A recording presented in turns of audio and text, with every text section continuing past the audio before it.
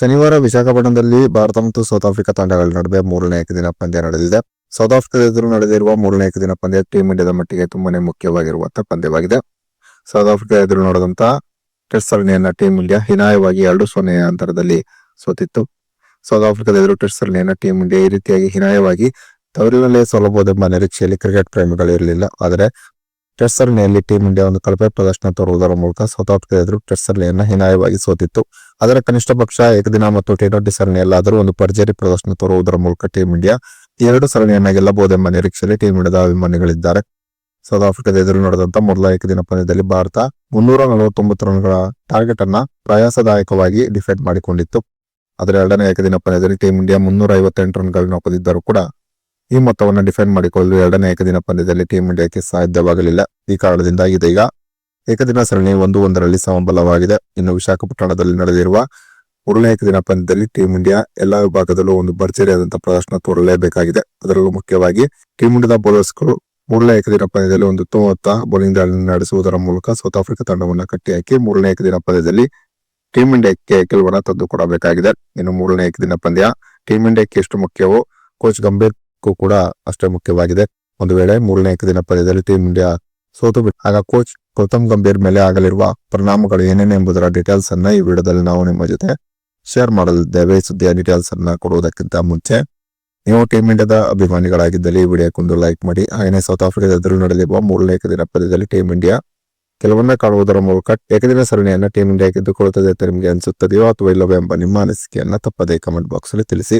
ಭಾರತ ಮತ್ತು south Africa ತಂಡಗಳ ನಡುವೆ ನಡೆಯುತ್ತಿರುವಂತಹ ಏಕದಿನ ಸರಣಿಯ ಮಧ್ಯದಲ್ಲಿಯೇ ಬಿಸಿಸಿಐ ಸಡನ್ ಆಗಿ ಒಂದು ಮೀಟಿಂಗ್ ಅನ್ನ ನಡೆಸುವ ಸಾಧ್ಯತೆ ಇತ್ತು. ಈ ಮೀಟಿಂಗ್ ನಲ್ಲಿ ರೋಹಿತ್ ಶರ್ಮಾ ಮತ್ತು ವಿರಾಟ್ ಕೊಹ್ಲಿಯ ಮುಂದಿನ ಕ್ರಿಕೆಟ್ ಭವಿಷ್ಯದ ಬಗ್ಗೆ ಚರ್ಚೆ ಮಾಡುವ ಸಾಧ್ಯತೆ ಇತ್ತು. ಆದರೆ ರೋಹಿತ್ ಶರ್ಮಾ ಮತ್ತು ವಿರಾಟ್ ಕೊಹ್ಲಿ ಸೌತ್ ಆಫ್ರಿಕಾ ಎದುರು ನಡೆಯುತ್ತಿರುವಂತಹ ಏಕದಿನ ಸರಣಿಯಲ್ಲಿ ಒಂದು ಭರ್ಜರಿಯಾದಂತಹ ಪ್ರದರ್ಶನ ತೋರುವುದರ ಮೂಲಕ ಮಿಂಚಿದ್ದಾರೆ. ಈ ಕಾರಣದಿಂದಾಗಿ ಬಿಸಿಸಿಐ ತಾವು ನಡೆಸಬೇಕಾಗಿದ್ದಂತಹ ಈ ಮೀಟಿಂಗ್ ಅನ್ನ ಅಚಾನಕ್ ಆಗಿ ಮುಂದೂಡಿದೆ. ಸದ್ಯ ಭಾರತ ಮತ್ತು ಸೌತ್ ಆಫ್ರಿಕಾ ತಂಡಗಳ ನಡುವಿನ ಏಕದಿನ ಸರಣಿಯನ್ನ ಕಾತುರತೆಯಿಂದ ಎದುರು ನೋಡುತ್ತಿದೆ. ಈ ಸರಣಿಯಲ್ಲಿ ಟೀಂ ಇಂಡಿಯಾ ಸೋಲನ್ನು ಕಂಡರೆ ಆಗ ಬಿಸಿಸಿಐ ಮೀಟಿಂಗ್ ಅನ್ನ ಸೇರಿ ಗೌತಮ್ ಗಂಭೀರ್ ಅವರನ್ನ ಕೋಚಿಂಗ್ ಸ್ಥಾನದಲ್ಲಿ ಮುಂದುವರಿಸಬೇಕಾ ಅಥವಾ ಬೇಡವಾ ಎಂಬುದರ ಬಗ್ಗೆ ಗಂಭೀರವಾದಂತಹ ಚರ್ಚೆಯನ್ನು ನಡೆಸುವ ಎಲ್ಲಾ ಸಾಧ್ಯತೆ ಇದೆ. ಇತ್ತೀಚೆಗೆ ಮುಕ್ತಾಯಗೊಂಡ ಸೌತ್ ಆಫ್ರಿಕಾ ವಿರುದ್ಧದ ಟೆಸ್ಟ್ ಸರಣಿಯಲ್ಲಿ ಟೀಂ ಇಂಡಿಯಾ ಹೀನಾಯವಾಗಿ ಸೋತ ನಂತರ ಕ್ರಿಕೆಟ್ ಪ್ರೇಮಿಗಳು ಗೌತಮ್ ಗಂಭೀರ್ ಅವರನ್ನ ಕೋಚಿಂಗ್ ಸ್ಥಾನದಿಂದ ಕೆಳಗಿಳಿಸಬೇಕೆಂಬ ಆಗ್ರಹವನ್ನು ಮಾಡಿದ್ದರು. ಆದರೆ ಬಿಸಿಸಿಐ ಮಾತ್ರ ಅಭಿಮಾನಿಗಳ ಈ ಒತ್ತಾಯಕ್ಕೆ ತಲೆ ಕೆಡಿಸಿಕೊಂಡಿರಲಿಲ್ಲ. ಆದರೆ ಏಕದಿನ ಸರಣಿಯನ್ನ ಕೂಡ ಟೀಂ ಇಂಡಿಯಾ ಸೋತು ಬಿಟ್ಟರೆ ಆಗ ಬಿಸಿಸಿಐ ಗಂಭೀರ್ ಅವರನ್ನ ಕೋಚಿಂಗ್ ಸ್ಥಾನದಲ್ಲಿ ಮುಂದುವರಿಸಬೇಕಾ ಅಥವಾ ಬೇಡವಾ ಎಂಬ ಚರ್ಚೆಯನ್ನ ಮಾಡುವ ಎಲ್ಲಾ ಸಾಧ್ಯತೆ ಇದೆ. ಕೋಚ್ ಗೌತಮ್ ಗಂಭೀರ್ ಮತ್ತು ಟೀಂ ಇಂಡಿಯಾದ ಸ್ಟಾರ್ ಆಟಗಾರರಾಗಿರುವಂತಹ ವಿರಾಟ್ ಕೊಹ್ಲಿ ಮತ್ತು ರೋಹಿತ್ ಶರ್ಮಾ ನಡುವೆ ಸಂಬಂಧ ಅಷ್ಟೊಂದು ಉತ್ತಮವಾಗಿಲ್ಲ ಎಂಬ ಗುಸುಗುಸು ಮಾತುಗಳು ಕೂಡ ಕೇಳಿ ಬರುತ್ತಿವೆ.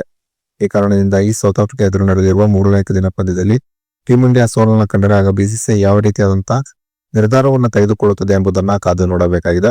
ಸೌತ್ ಆಫ್ರಿಕಾದ ಎದುರು ನಡೆದಿರುವ ಮೂರನೇ ಏಕದಿನ ಪಂದ್ಯದಲ್ಲಿ ಟೀಂ ಇಂಡಿಯಾ ಒಂದು ಭರ್ಜರಿಯಾದಂತಹ ಪ್ರದರ್ಶನ ತೋರಲೇಬೇಕಾಗಿದೆ. ಟೀಂ ಇಂಡಿಯಾ ಸೌತ್ ಆಫ್ರಿಕಾದ ಎದುರು ನಡೆದಂತಹ ಮೊದಲೆರಡು ಏಕದಿನ ಪಂದ್ಯದಲ್ಲಿ ಬ್ಯಾಟಿಂಗ್ ವಿಭಾಗದಲ್ಲಿ ಒಂದು ಭರ್ಜರಿಯಾದಂತಹ ಪ್ರದರ್ಶನ ತೋರಿದೆ.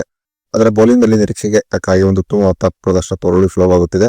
ಹೀಗಾಗಿ ಮೂರನೇ ಏಕದಿನ ಪಂದ್ಯದಲ್ಲಿ ಟೀಂ ಇಂಡಿಯಾ ತನ್ನ ಬೌಲಿಂಗ್ ಲೈನ್ಅಪ್ ಅಲ್ಲಿ ಯಾವೆಲ್ಲ ಬದಲಾವಣೆಯನ್ನ ಮಾಡಿಕೊಂಡು ಮೂರನೇ ಏಕದಿನ ಪಂದ್ಯದಲ್ಲಿ ಸೌತ್ ಆಫ್ರಿಕಾ ತಂಡವನ್ನ ಕಟ್ಟಿಹಾಕುತ್ತದೆ ಎಂಬುದನ್ನ ಕಾದು ನೋಡಬೇಕಾಗಿದೆ. ಇನ್ನು ಮೂರನೇ ಏಕದಿನ ಪಂದ್ಯದಲ್ಲಿ ಟೀಂ ಇಂಡಿಯಾ ಗೆಲುವನ್ನ ಕಾಣಬೇಕಾದ್ರೆ ಆಗ ಟೀಂ ಇಂಡಿಯಾ ತನ್ನ ಪ್ಲೇಯಿಂಗ್ 11 ನಲ್ಲಿ ಯಾವೆಲ್ಲ ಬದಲಾವಣೆಯನ್ನ ಮಾಡಿಕೊಳ್ಳಬೇಕೆಂಬ ನಿಮ್ಮ ಅನಿಸಿಕೆಯನ್ನ ತಪ್ಪದೇ ಕಮೆಂಟ್ ಬಾಕ್ಸ್ ಅಲ್ಲಿ ತಿಳಿಸಿ.